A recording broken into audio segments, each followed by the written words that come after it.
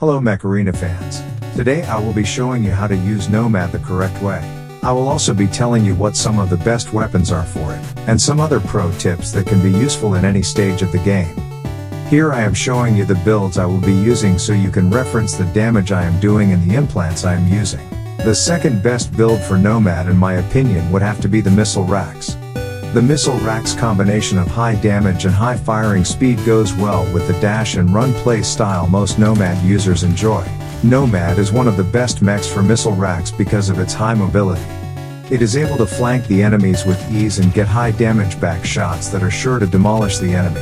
Now as I said, these missile racks are only the second best weapon for Nomad. Coming in first would have to be the popular Ember guns. The combination of Ember guns' high burst damage and overheat effect makes for a great pairing with Nomad's dash ability.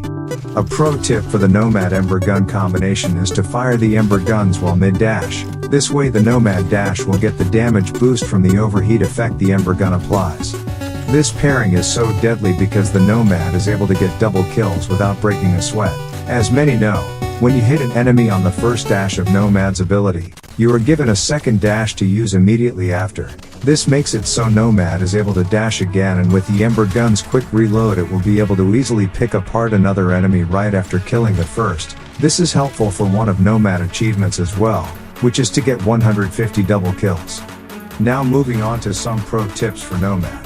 A pro tip for Nomad is when dashing and wanting to stop mid-dash. If you are playing on PC you can double tap escape key to stop the dash. If on mobile double tap the settings button. This also works with any other dash mech.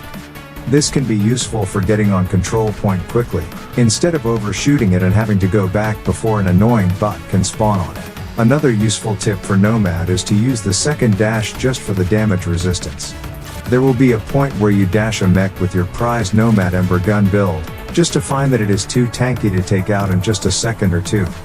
The first 3 seconds of damage resistance is usually enough to keep you from dying, but if not you can try using your second dash to get another 3 seconds of damage resistance, which will save you for sure unless you are already super low HP.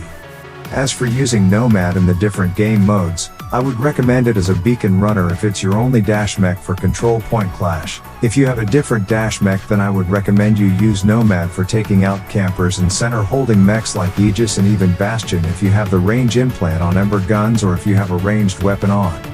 Nomad can be decent for free for all due to its damage resistance and mobility that allows it to get around the large scale maps quicker than most. However, if Nomad has more than 1 or 2 enemies trained on it then it will most likely die even with its resistance. This also goes for 5 versus 5 game mode.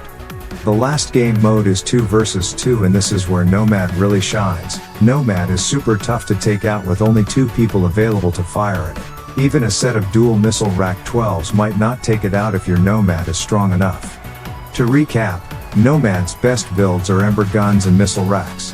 Some other options I didn't mention are fragment guns and storm racks, which are other types of Ember guns and missile racks. I also went over how Nomad is best for 2 versus 2 game mode and showed you some great pro tips to Nomad. I hope you enjoyed this video. Please like and subscribe if you enjoyed it. Thank you.